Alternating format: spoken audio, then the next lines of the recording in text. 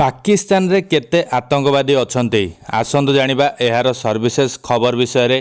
पाकिस्तान सरकार सारा देश में प्रचार करुछंती जे सेमाने केबे भी आतंकवादी को पालन करि नाहंती, किंतु एबे पाकिस्तान सेना शहबाज शरीफ सरकारंकर पर्दाफाश करिछि।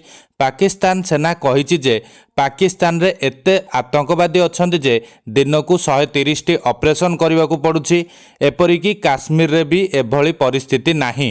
पाक पोर्टाल डॉन रे प्रकाशित एक रिपोर्ट अनुଯାयी पाकिस्तान सेना मुखपात्र कहिसंती पाकिस्तान रे एते संख्यक आतंकवादी अछंती जे पाकिस्तान सेना को दैनिक 130 ऑपरेशन करबाकू पड़ुछि। मात्र 8 मास समय रे आतंकवादी विरोध रे 32,173 ऑपरेशन करा जायछि।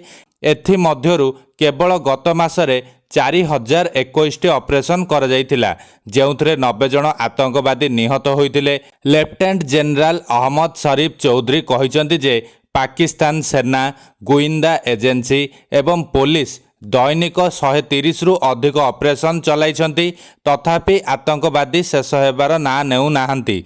आपण जानी आश्चर्य हेबे जे काश्मीर रे मध्य एभली स्थिति नाही। एठारे सेना को मासक मध्यरे अल्प किछि ऑपरेशन करबाकू पड़िथाय।